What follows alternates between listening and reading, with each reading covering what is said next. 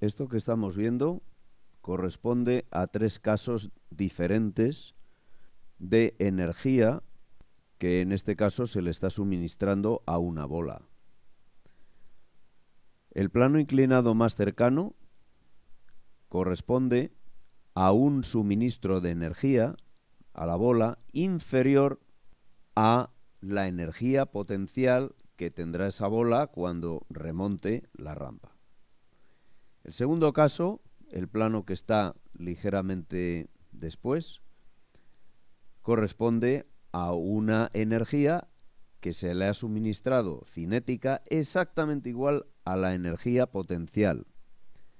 Por tanto, en cuanto llegue a la parte superior, habrá agotado toda su energía cinética, la habrá transformado en energía potencial y la bola se detiene. Por último, el que está más alejado corresponde a un suministro de energía cinética a la bola superior al escalón de energía potencial que tiene que vencer. Por consiguiente, la bola es la única que es capaz de remontar el plano inclinado y continuará con menor energía, por supuesto, menor velocidad, como vemos, pero consigue atravesar esto que se llama en física un escalón de potencial. Vamos a pasar a lo que se denomina generalizar una onda. Vamos a partir de la ecuación clásica de ondas, por ejemplo, una onda electromagnética en donde psi representaría el campo eléctrico o el campo magnético. Nosotros conocemos la solución de esta ecuación de ondas, porque ya la hemos visto anteriormente, que será psi sub 0 por e elevado a i kx menos i omega t. La cuestión que se nos plantea es si es la inversa de lo que solemos hacer habitualmente. Normalmente siempre tenemos una ecuación diferencial y decimos queremos integrarla y calcular cuál es la solución. Entonces, cuando nosotros calculamos la solución de esta ecuación, obtenemos para sí el valor que hemos dicho antes de una solución que es una onda. ¿Qué es el problema inverso? Pues conocida la solución, que es psi, que es una onda, nos plantearíamos si existe otras ecuaciones que no siendo esta tengan también como solución a psi, una onda. Bien, pues vamos a ver, vamos a hacer uso de los operadores que hemos visto hasta ahora y tenemos que esta ecuación la podemos expresar de esta otra manera. Ya hemos visto el operador que hemos llamado t, que es la derivada con respecto al tiempo, y b, que era la derivada con respecto a x. Al aplicarlo dos veces, derivada segunda. Por tanto, lo que tenemos aquí abajo es exactamente igual que esto que tenemos aquí arriba, expresado con operadores. Como ambos operan sobre sí, se puede sacar factor común, y aquí tendríamos el operador aplicado a psi. Bueno, pues si nosotros ahora construimos un polinomio en donde tendríamos esto, una determinada potencia de t elevado a n en este caso y otra potencia de b elevado a m, este polinomio arbitrario de operadores, si lo aplicamos a la función psi, que es conocida, nos resulta una ecuación diferencial que es precisamente una onda generalizada, porque lo que es seguro es que su solución va a ser psi. ¿Por qué? Pues porque nosotros conocemos los valores propios de t y b y ya hemos visto que el aplicar tanto t como b consiste en un producto por una constante, con lo cual quedaría integrado y demostraría que psi es la solución de esta ecuación. Aquí hemos traído nuevamente lo que es el principio de la conservación de la energía, que ya lo hemos visto con anterioridad. haciendo uso nuevamente de los operadores t y b. Pero esto es un polinomio, es precisamente ese polinomio en t y en b que nosotros hemos visto antes. Y nos da lugar a este operador, que siendo la ley de la conservación de la energía, a su vez nos va a servir como polinomio para aplicarlo a la función psi y obtener una onda generalizada. Aquí hemos sustituido t y b por sus valores, parcial respecto de t y parcial respecto de x, al estar al cuadrado, pues derivadas segundas. Apliquemos nuestro polinomio para obtener una onda generalizada a partir de la ley de la conservación de la energía y tenemos exactamente esto, que es lo que se conoce como la ecuación de Schrödinger. Schrödinger postuló que esta onda sería esa onda asociada que había propuesto de Broglie y por tanto en este caso nos encontraríamos con una onda de probabilidad que, como hemos visto, está asociada también a la ley de conservación de la energía. En general, en física cuántica se pueden construir polinomios utilizando las leyes de la física clásica.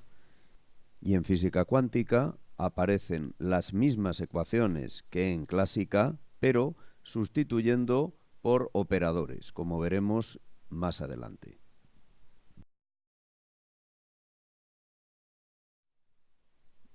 Reescribimos esta ecuación y vamos a ver alguna de sus propiedades. Aquí hemos simplemente separado un poquito la psi para observar que tenemos dos operadores que están actuando sobre psi. Y en tres dimensiones, lo único que tenemos es que este factor se nos va a repetir tres veces, uno con x, otro con y otro con z. Si aplicamos los tres, se nos convierte en lo que ya conocemos como operador laplaciano, que lo tenemos ahí. Ahora vamos a suponer que esto, que es la energía potencial, que ya lo hemos visto, no sea dependiente del tiempo, solamente del espacio. Y vamos a ver que para estos casos, en que sean potenciales fijos, no variables en el tiempo, esta ecuación la vamos a poder simplificar en una primera etapa. Los matemáticos también suelen hacer esto, que es muy corriente, que es probar soluciones. Entonces, vamos a probar una solución para la función de onda como dos términos. Uno que sería dependiente del espacio multiplicado por otro que sería solamente dependiente del tiempo. Y este resultado lo vamos a poner aquí arriba. Entonces, donde ponga así, vamos a poner producto de psi de r por psi de t. Y aquí exactamente lo mismo. Bien, como esto solamente depende de r, y aquí tenemos una derivada respecto al tiempo, este término lo vamos a poner aquí fuera, y aquí lo mismo, aquí, pero al revés, porque aquí es este el que no depende de este operador, que es solamente respecto del espacio, y lo vamos a sacar también fuera. Bien, esto hay que tener siempre cuidado de los operadores que operen a quien deben, y que por ejemplo, este no lo podemos poner aquí fuera porque este operador le está afectando al depender del tiempo. Bien, vamos a despejar cruzando estos dos términos y nos encontramos con que el primer miembro solo depende de t y el segundo miembro solo depende de x. Si son iguales, una cosa que depende de t y otra que depende de x, en principio esto sería incompatible. La única manera de compatibilizarlo es suponiendo que ambas expresiones son iguales a una constante que le vamos a llamar e, y que como todo esto procede de la ley de conservación de la energía, pues ya nos imaginamos, pero lo vamos a demostrar, que esa E pues va a ser la energía.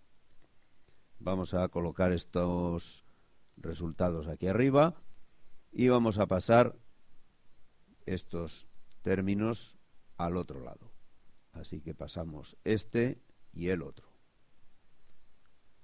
Y obtenemos aquí dos ecuaciones diferentes, una dependiente del tiempo y otra del espacio. Vamos a ver la primera, que es la dependiente del tiempo, que es muy fácil. Dependiente del tiempo, aquí lo escribimos ya con derivadas totales, aplicado a una función que solamente depende del tiempo. Y aquí sustituimos por el operador, que hemos dicho que era t, y sabemos también que operar psi con el operador t equivalía a multiplicarlo por menos i omega. Bien, pues entonces lo vamos a hacer. Aquí lo tenemos. Y ahora i por i es menos 1, con el menos más, luego entonces quitamos todas las i's y pasamos e al primer miembro. Y nos queda esto. Para que esto sea igual a 0, tenemos que e tiene que ser igual a h barra omega. ¿Qué es esto? Pues efectivamente la energía. Así que ya lo acabamos de demostrar que E es la energía porque es h barra omega, que eso ya lo vimos en las primeras lecciones.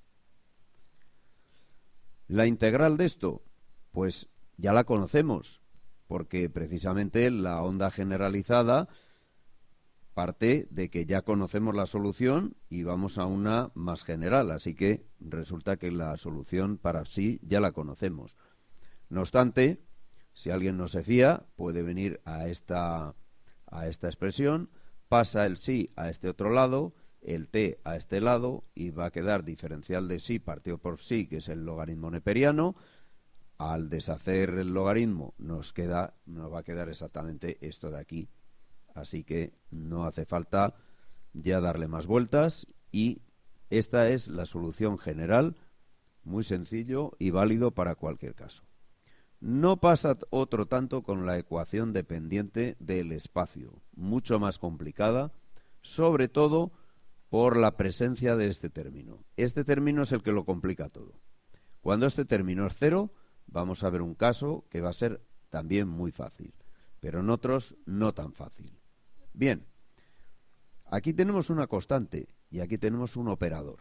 Entonces tenemos este operador que se llama operador hamiltoniano y su valor propio es la energía E. Vamos a ver varios casos clásicos de determinados tipos de potencial. El primero, y más sencillo, naturalmente va a ser potencial nulo. V de R igual a 0. Vamos a ver el operador hamiltoniano en qué se convierte. Bueno, pues al hacer V igual a 0 se convierte en algo extremadamente sencillo, como vemos ahí.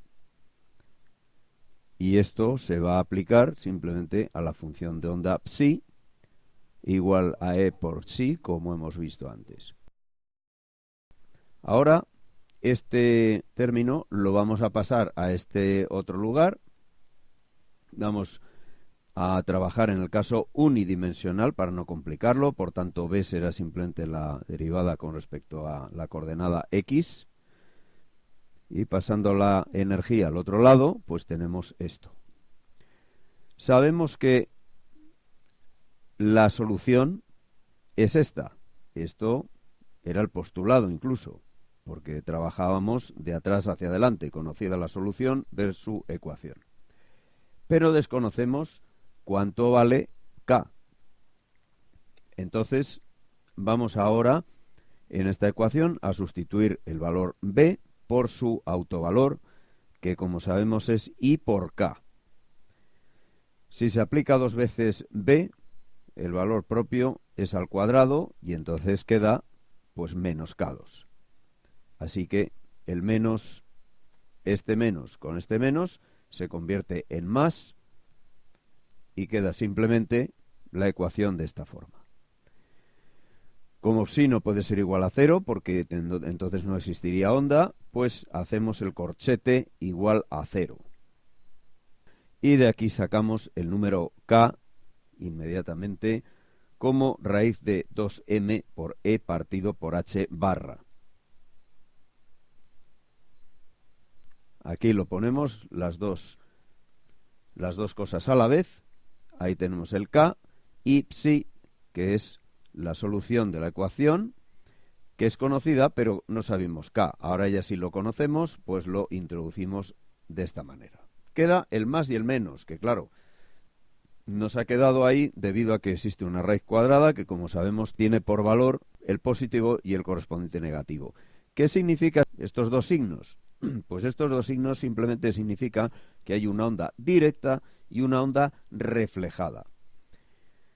En un caso donde no existe ningún potencial, tenemos una onda simple sin ninguna complicación adicional. Como la ecuación nos dice todos los casos, habría esta onda que hemos dibujado y una posiblemente reflejada a lo mejor en alguna parte, pero en principio si no hay dónde reflejarse, luego sí veremos dónde se pueden reflejar, vamos a considerar la solución positiva, de momento para este caso. Ahora vamos a ver otro caso, que es el escalón de potencial. El escalón de potencial supone que en una cierta región del espacio, como vemos aquí, el potencial es 0, pero en otra región del espacio adquiere un valor constante igual a v. Por tanto, se produce aquí una barrera, un escalón, en donde, en esta parte de aquí, ¿cómo será la onda? Pues muy sencillo, aquí corresponde al estado libre que acabamos de ver, para potencial igual a 0. Entonces ahora tenemos que ver cómo es el caso de v distinto de 0, pero igual a una constante. Bueno, pues simplemente volvemos al hamiltoniano. Antes era lo mismo, pero esto no aparecía porque era igual a 0. Ahora es igual a una constante. Vamos a la ecuación de Schrödinger, volvemos a pasar la energía al miembro de la izquierda y obtenemos esta ecuación, que si nos fijamos es casi idéntica a la del caso anterior, excepto que antes aquí solamente existía E y ahora es E menos V, pero el caso es lo mismo, por lo tanto la solución no hace falta que volvamos otra vez a plantear sustituir el autovalor, igualarlo a 0, despejar K, porque va a ser lo mismo, pero donde antes ponía E, ahora tendrá que poner E menos V. Como vemos es exactamente lo mismo que antes, pero haciendo este cambio. Bien, pero este cambio admite dos casos, porque según sea E mayor o menor que V, cambia el signo, y dentro de la raíz que cambie el signo es una cosa muy importante. El primer caso es que la energía E sea mayor que el potencial. Esto correspondía, si nos acordamos, de las bolas en el plano inclinado, pues que lanzamos una bola con suficiente energía para remontar la rampa y continuar. Pues aquí va a ser lo mismo, porque E menos V va a tener un signo positivo, K va a ser un número real, y la solución, pues ya sabemos que es I multiplicado por un número real por X, exponente imaginario igual a una onda, en donde aquí simplemente esto va a ser un poco más pequeño, porque antes era E y ahora pues le estamos quitando una cantidad, así que esta cantidad va a ser más pequeña, como corresponde a una frecuencia más pequeña, es decir, una pérdida de energía. La onda continúa, pero vemos ese estiramiento que corresponde a una frecuencia más baja, y ya sabemos que E igual a h nu, pues entonces si baja nu, baja E. Así que, como era de esperar, se atenúa ligeramente la onda, la energía de la onda. Continúa, pero con menos energía. Exactamente igual que habíamos visto en el plano inclinado. Pero vamos a ver otro caso, en donde E es menor que V. En el caso del plano inclinado, Cuando E es menor que V, la bola se para a mitad de la rampa, retrocede y no pasa. Es decir, una barrera de este tipo en física clásica está prohibida y no se puede atravesar. Pero vamos a ver qué pasa aquí. Aquí simplemente lo que pasa es que va a cambiar el signo de este factor que tenemos aquí, porque este va a ser más grande que este. Así que vamos a tener una raíz negativa, con lo cual nos va a aparecer aquí una unidad imaginaria. Ahí lo tenemos. Hemos puesto valor absoluto ya para asegurarnos de que, bueno, ahí dentro de la raíz ya va a ser siempre un número real, porque la i la hemos sacado fuera. Pero esa i va a multiplicar a la i que teníamos aquí en el exponente. Entonces se va a neutralizar y aparece un signo menos y una cantidad real. Bueno, esto es e elevado a menos kx, vamos a decir. ¿Y esto qué corresponde? Pues corresponde no a una onda, sino a una curva exponencial decreciente. Así que resulta, no olvidemos nunca que esta es la amplitud de la probabilidad de encontrar a la partícula. Resulta que según nos adentramos en el material, hay una probabilidad que no es nula de encontrar la partícula, es decir, que puede atravesar, en contra de lo que nos decía la física clásica, que decía que es imposible, que no podría atravesar la partícula. Bueno, pues ahora sí que puede atravesar. Por supuesto, cuanto más nos alejemos, esta probabilidad se va haciendo cada vez más y más pequeña, pero hay una cierta probabilidad de que la partícula entre dentro de ese material que está prohibido desde el punto de vista clásico. El exponente le vamos a llamar ρ, y es un número real, negativo, con ese valor que luego echaremos mano de él.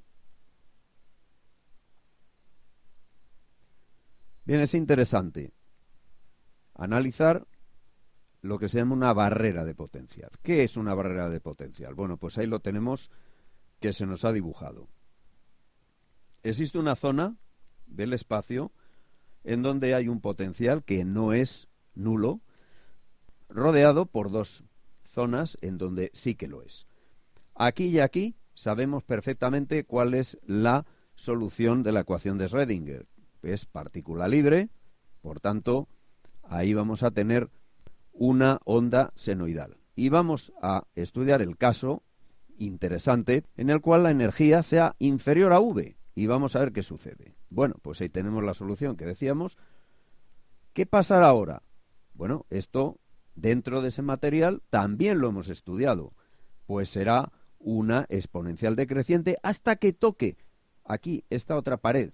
Y en el momento que toque esta pared, continúa de esta misma manera con la solución para la partícula libre.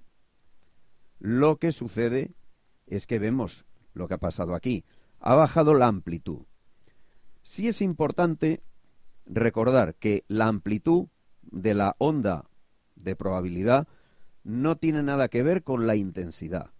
Solamente nos habla de probabilidad. Es decir, que aquí la probabilidad de que la partícula pase es pequeña. Aquí hay mucha más probabilidad de que esté la partícula que aquí.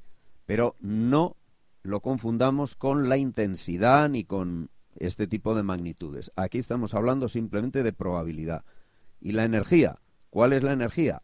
Pues la energía me va a depender de la frecuencia.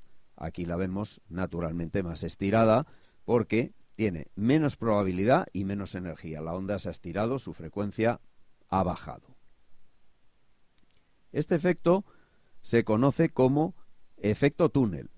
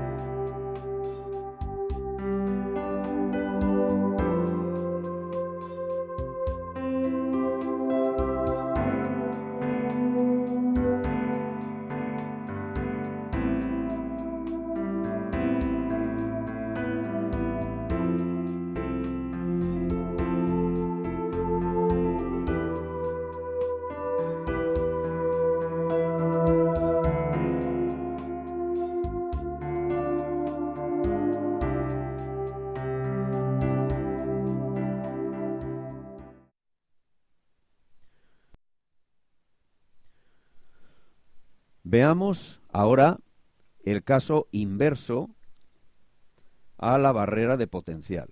En la barrera de potencial había una zona donde el potencial no era nulo y fuera sí que lo era. El pozo es al revés.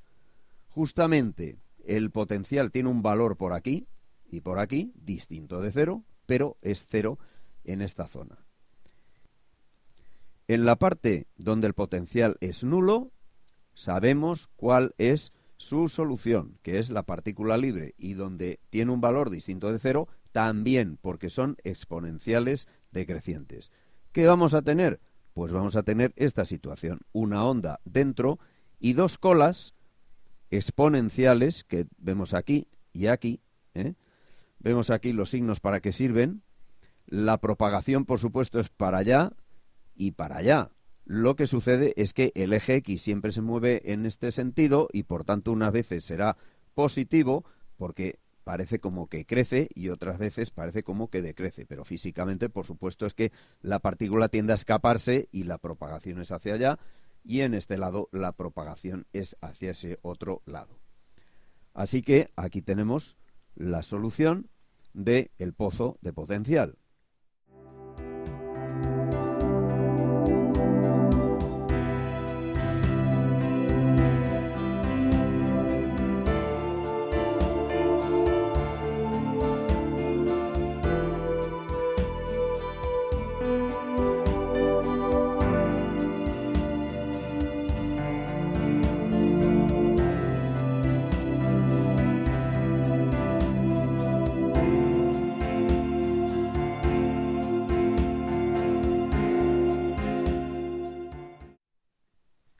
Vamos al caso de una pared. ¿Qué es una pared? Bueno, pues una pared es parecido a un escalón, pero el potencial es infinito. Ahí tenemos potencial. En esta parte es una constante, pero una constante muy particular, porque es igual a infinito. Y aquí, cero. Aquí volvemos otra vez, una vez más, a conocer la solución, partícula libre. Pero vamos a ver qué sucede cuando V es infinito. Bueno, pues si recordamos el ρ y sustituimos V aquí por infinito, pues ahí tenemos menos infinito. Así que la solución es E elevado a menos infinito, que es cero. Por tanto, ahora ya sí, por fuerza bruta, ya hemos conseguido con un escalón tan grande, ahora sí que le cortamos ya el paso definitivamente a la partícula. Así que esta será la solución, en donde naturalmente la onda de fuera tiene que adaptarse y ser cero en este punto para que ya continúe siendo cero, porque si no habría un punto con doble probabilidad, por un lado cero y por otro lado distinta. Así que la onda externa se tiene que anular siempre en ese punto. Ahora vamos a un pozo con paredes a un lado y a otro, es decir, potenciales infinitos a un lado y a otro. Esta es la anchura, A es la anchura de este pozo. Bueno, pues ahora, dentro, ahora sí que vamos a considerar el tema de la onda reflejada que antes no lo vimos. ¿Por qué? Porque ahora sí que existe lugares donde la onda se puede reflejar. ¿Por qué? Pues porque vamos a imaginar que viaja en este sentido y se encuentra con una pared. La pared hemos dicho que ahora sí que no deja pasar a la onda. Entonces, ¿qué pasa? Pues que la onda se ve obligada a reflejarse, lógicamente, y llega a este punto y se vuelve a reflejar y así indefinidamente. Así que tenemos dos factores, una onda directa y una onda reflejada. Y como estamos en el caso de partícula libre, pues ahí tenemos la solución. Esta será, por ejemplo, la onda directa. Y cuando llega a la otra pared, se refleja. En principio, nosotros hemos puesto dos amplitudes diferentes. Ahora vamos a ver si es verdad que se pueda formar esto o no. Pero es para darle generalidad. ¿Qué vamos a estudiar ahora? Pues muy sencillo. El que la onda tiene que anularse tanto aquí como aquí. Así que aquí tenemos que psi de cero, suponiendo que ese punto que está apuntando, lo tomamos como el origen de coordenadas, y a la distancia a minúscula, pues psi de a minúscula también tiene que ser 0. Son dos condiciones de contorno que vamos a introducir en esta ecuación para estudiarla y ver si podemos calcular estas cosas que tenemos por aquí. Pues el primer caso, psi de 0 igual a 0. Sustituimos la x por 0 y nos da psi de 0, b1 por e elevado a ik por 0 y el otro también e elevado a menos ik por 0. Y esto es igual a 0. Pero e elevado a ik por 0 es e elevado a 0, que es 1. Y este otro término, que también es 1, porque son e elevado a 0. Así que queda b1 más b2 igual a 0 y, como era de esperar, las dos amplitudes tienen que ser iguales, porque si no sería que se habría perdido energía por alguna parte. Entonces, si estamos suponiendo que son perfectamente reflectantes por ser paredes, pues lógicamente nos tiene que dar que las amplitudes son iguales. Las metemos ahí y obtenemos esto. Bien, pero esto, recordando las ecuaciones de Euler para el seno, pues esto partido por 2i es el seno de kx. Entonces, eso será el seno de kx multiplicado por 2i. Vamos con la segunda condición de contorno. Psi de a igual a 0. Bien, pues entonces en este caso tenemos que sustituir x por a y obtenemos esto, que será igual a 0. Esto no se me puede anular, porque si se anula entonces no existiría onda. Por tanto, es el seno el que tiene que hacerse 0. Así que k por a tendrá que ser un número entero de semicircunferencias. Así que k por a tendrá que ser igual a n por pi. Un número entero de semicircunferencias. Por tanto, n irá tomando los valores 0, 1, 2, 3, etcétera, etcétera, para que se cumpla esta ecuación. Esto no es más que lo que en física se conoce como ondas estacionarias, es decir, que la función de onda es una onda como cualquier otra y forma ondas estacionarias en donde tenemos estos valores. No vamos a entrar en esta demostración porque es un poco más larga, entonces simplemente se puede demostrar que el b tiene ese valor y finalmente la función de onda adquiere este valor en un pozo. Si recordamos el k, que es raíz de 2me partido h barra, y lo que acabamos de deducir, a por k igual a npi, aquí vamos a hacer algunas operaciones, despejando primero k y sustituyendo el k arriba. Ahora vamos a despejar la energía. Bueno, pues elevamos al cuadrado para quitar la raíz y ahora pues pasamos al otro miembro y ya ordenándolo nos queda de esta manera. Recordando una vez más, esto es un número entero que va tomando los valores 0, 1, 2, 3, 4, etcétera. Esta es la masa de la partícula y la anchura del pozo. Si representamos aquí en este eje las energías y vamos dando valores a n, pues vamos obteniendo para n igual a 1, 2, 3, 4 y vemos todos los niveles de energía que se pueden dar en un pozo de potencial. El número n recibe el nombre de número cuántico principal y por supuesto tiene un papel muy importante y que el resto de los números cuánticos que vamos a ir viendo se van a referir siempre a él. En cuanto a la función de onda, pues aquí lo tenemos ilustrado en esta animación.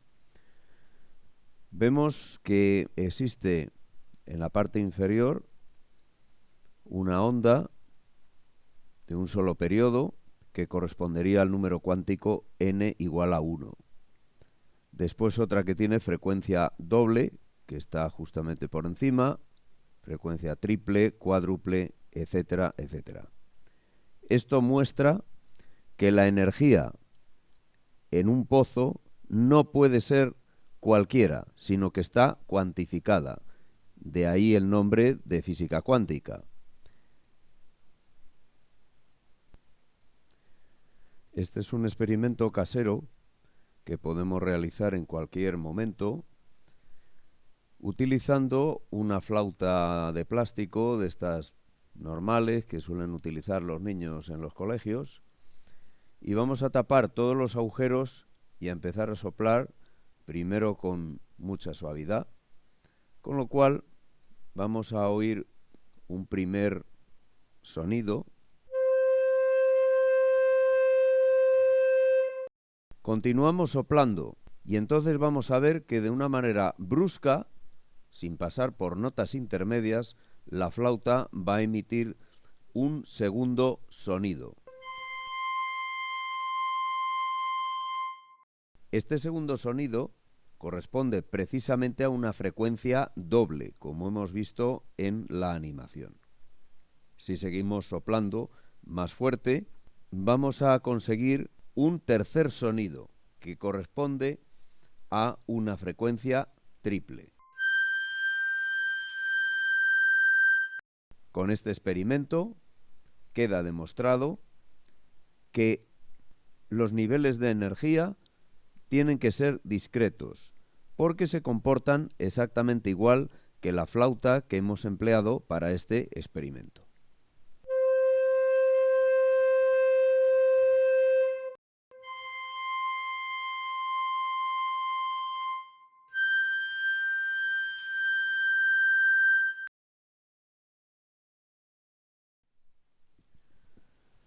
Vamos a ver un par de ejemplos más.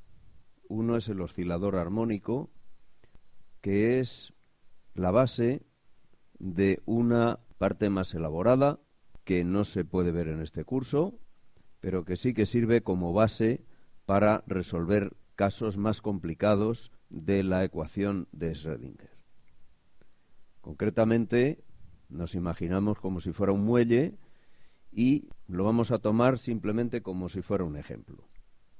El potencial es un medio de una constante por x2. Lo único que haríamos sería sustituir en la ecuación de Schrödinger y nos queda esta vez el hamiltoniano de esta manera. Desarrollando lo que es la laplaciana como la derivada segunda y particularizando para un caso unidimensional, como sería este que estamos tratando, tendríamos esta ecuación. Todas estas ecuaciones, en el momento que el potencial ya no es una constante, como hemos visto antes, se convierten en problemas muy complejos de resolver. Y, por tanto, no vamos a hacerlo porque en este curso es imposible, no daría tiempo. Nos limitamos a poner la solución que resultaría de integrar esta ecuación. Ahí tenemos los distintos niveles de energía. Aquí abajo E igual también a un número entero, que haría el oficio de número cuántico también, más un medio h barra por omega. El segundo, bastante más importante en estos momentos, es este que tenemos aquí, y vemos que es exactamente lo mismo, pero esta vez lo que vamos a tener aquí es un potencial que ¿cuál va a ser? Pues muy sencillo, ese potencial es el creado por una carga que está en el núcleo, la carga positiva del protón. Aquí no hemos hecho más que desarrollar la laplaciana. Esta vez ya no nos libramos, no podemos utilizar un caso unidimensional porque el átomo de hidrógeno tiene simetría esférica y de hecho la manera de resolver esta ecuación es en esféricas. Por tanto, V lo vamos a sustituir por el potencial coulombiano, es decir, la ley de Coulomb, que ya la conocemos, 1 partido 4 pi epsilon, que esto es la constante dieléctrica, Z, que es el número atómico, y Q, la carga. En este caso, carga del electrón, y si estamos en un átomo de hidrógeno, Z sería la unidad. R, pues lo ponemos como raíz cuadrada de x2 más y2 más z2, y aquí tenemos la ecuación de Schrödinger particularizada para este átomo de hidrógeno. Por supuesto, la integración de esta ecuación es uno de los problemas más complejos que existen en la física cuántica y no tenemos ni herramientas ni tiempo para abordar la resolución de esta ecuación. Por tanto, nos vamos a limitar a dar la solución final en cuanto a los niveles de energía que tienen esta forma que tenemos aquí, en donde esta energía es la diferencia que existe entre un nivel y el siguiente. R es lo que se denomina la constante de Rydberg. Y si lo representamos, pues en el fondo se parece bastante a el caso del pozo de potencial, en donde tenemos el número cuántico n igual a 1, 2, 3, etcétera. Y vemos que de la misma manera también va siendo los saltos de energía cada vez menores a medida que n va siendo mayor. El nivel más bajo de energía también lo veremos al final, aunque por supuesto sin demostrar, que es una esfera difusa. Aquí tenemos que los bordes no son absolutamente nítidos porque estamos hablando de la probabilidad de encontrar al electrón.